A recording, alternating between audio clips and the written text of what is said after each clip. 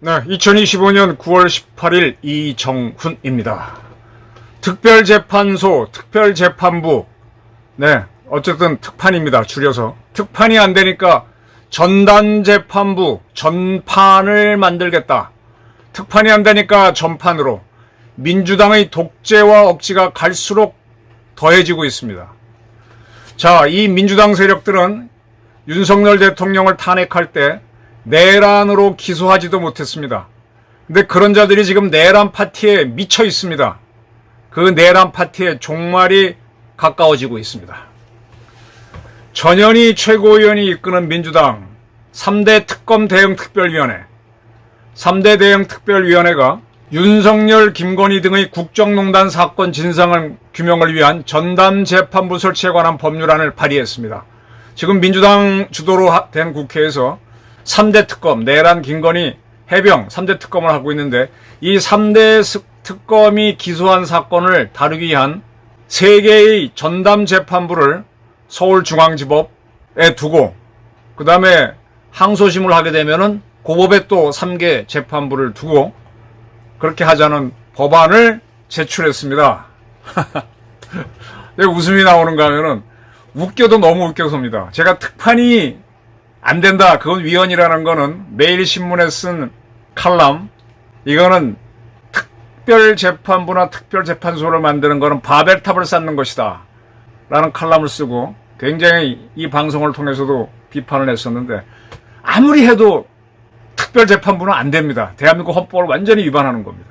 그러니까 도저히 안 되니까 이 전현희 씨가 이끄는 이 3대 특검 대응위원회가 특판이 아닌 전담재판부를 만들겠다라는 법을 발의했습니다.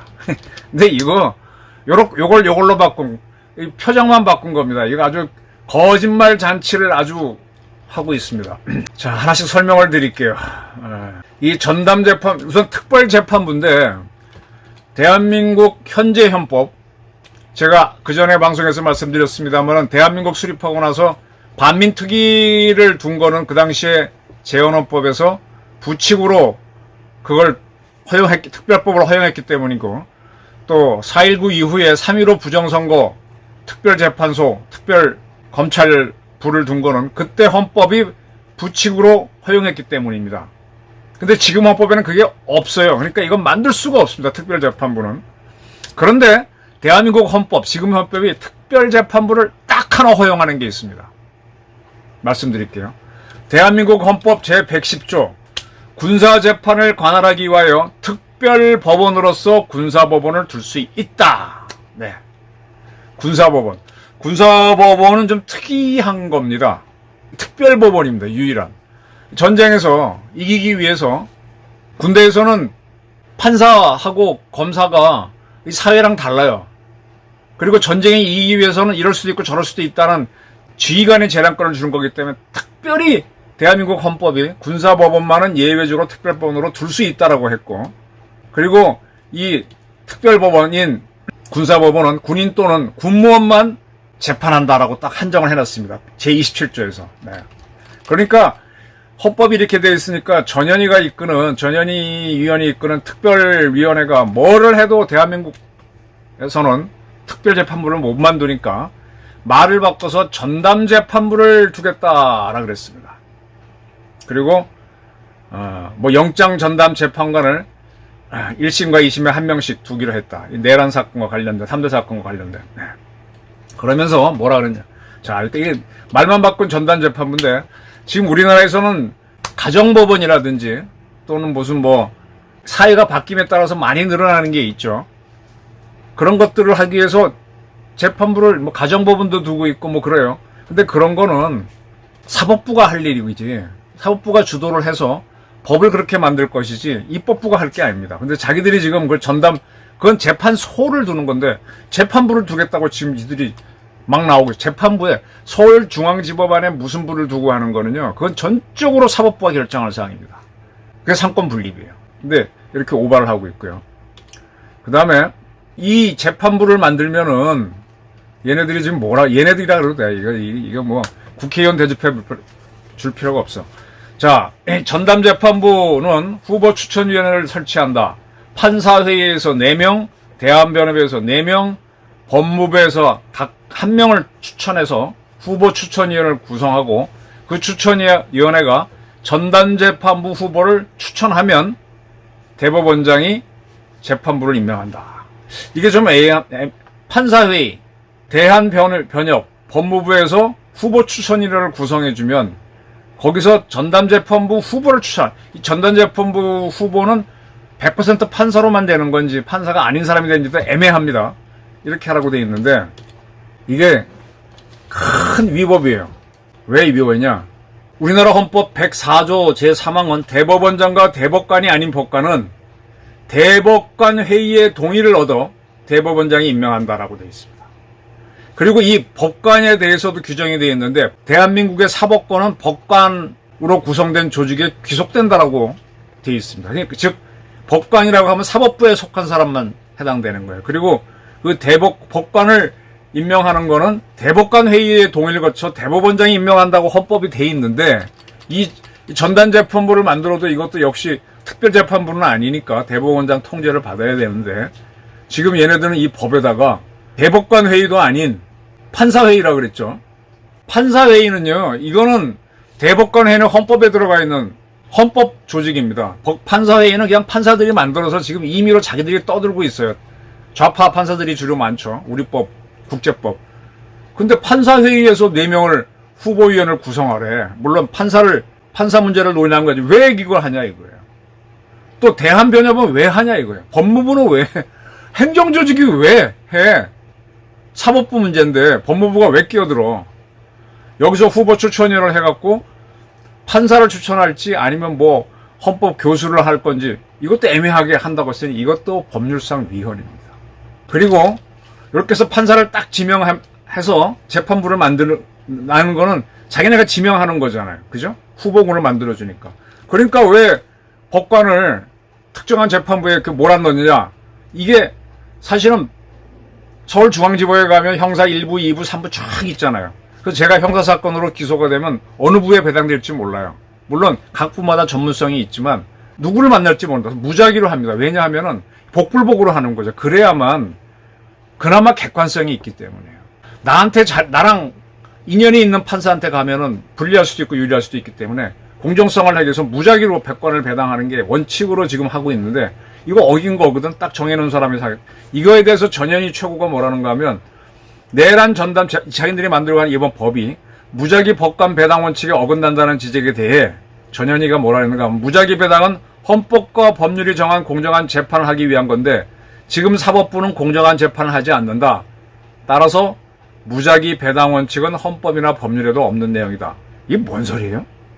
무작위 배당은 헌법과 법률이 정한 공정한 재판을 하기 위해 그렇게 하는 건데 지금 사법부는 그렇게 하지 않으니까 이 원칙을 어기겠다. 이건 뭐야? 야, 바람을 피면 안 되는데 네가 피니까 나도 피는 게 정당하다. 이런 거 아니에요? 근데 이 무작위 배당은요. 이게 어떻게 해서 나오게 된 건가 하면은 그 전에 신영철 대법관이 서울중앙법원장이 있을 때 판사들에게 촛불 시위 관련 재판을 신속히 하라 라고 권유했었어요. 그러니까 판사들에게 반발합니다. 사법 파동이 일어나요. 그래서 그때부터 법원장조차도 판사에 대해서 신속히 하라 마라 못하게 된 겁니다. 이 판사회의들 아까 그 젊은 판사들 모임 그 난리를 쳐갖고 그렇게 된 거거든. 때문에 아주 법원에서는 어떤 사건을 지금 A 재판부에서 1부에서 하고 있어요. 이걸 뺏어서 2부에 준다?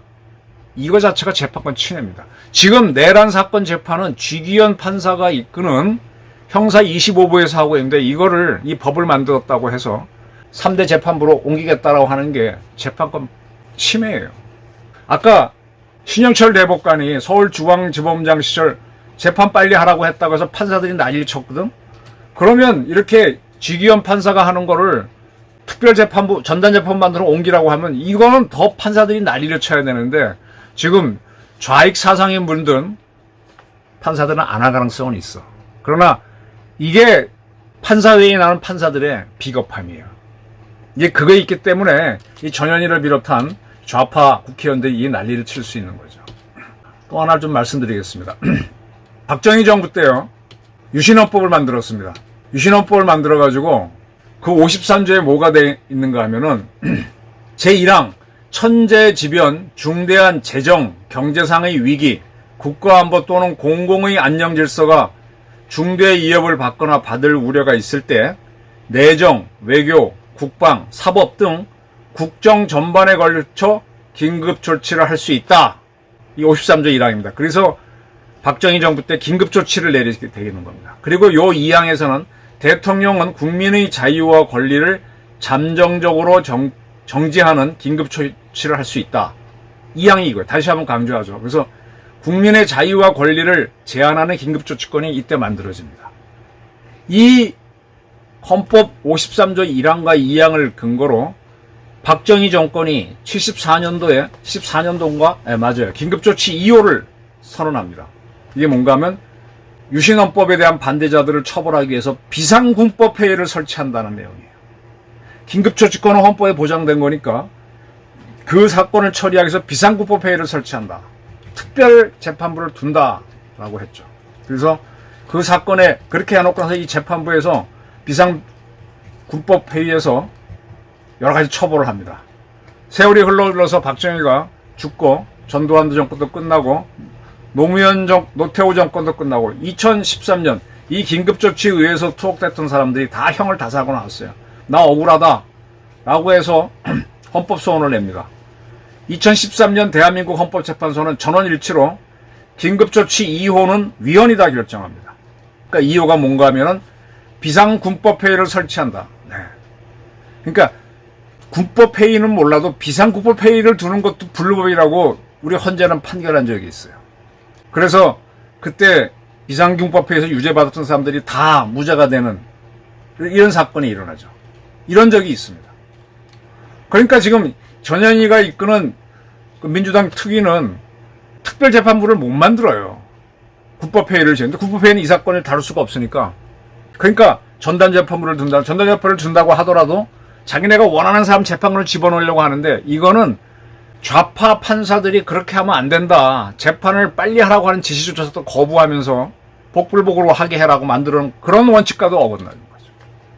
결국 특별재판부를 만드는 건데 전담재판부를 말을 바꿔서 특판을 만드는 거. 이거는요. 헌법 정신과도 어긋납니다.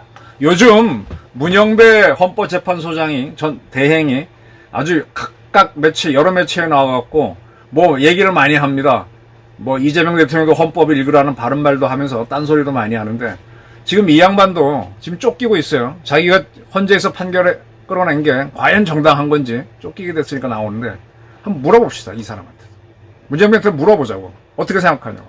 문정배도 헌재를 했으니 이거 못 피해갈 거예요. 지금 민주당이 미쳐 돌아갑니다. 특판이 안 되니까 전판으로 갈수록 더한 독재와 억지를 부리고 있습니다. 어쨌든 내란으로 윤석열을 탄핵하지도 못한 자들이 내란 파티 벌리고 있어요. 근데 이게 억지로 가는 거죠. 그 종말이 다가오는 겁니다. 이 종말을 이 내란 특검을 또 연장했잖아요. 그렇게 어떻게 유죄를 받아내야 되는데 이게 뭐 내란 자체가 성립 안 될 수도 있으니까 이 난리 부르스를 치는 건데 이 미친 광풍을 끝내야죠. 추석 길고 긴 연휴가 올 때쯤 이 서리 맞은 자들처럼 팍 잡아야 됩니다. 이 전현희를 앞세운 민주당 독재, 이재명이 이끄는 민주당 독재, 정청래가 나발부는 이 독재를 끝내야 됩니다. 그래야 우리는 박정희가 대한민국에 기여한 바가 많지만 독재를 한 거는 비판했지 않습니까? 똑같습니다. 그거보다 더하게 저항을 해야 됩니다. 박정희보다 더한 짓을 하고 있어요. 박정희만큼 일도 하지 못한 주제. 유신헌법이라도 만들어 놓고 했으면 몰라. 이것도 못하고 있어. 자, 이제 민주당 독재, 전현희 독재, 정청래 독재, 추미애 독재, 이제 영원히 끝내는 길로 대한민국 가야만 합니다. 감사합니다.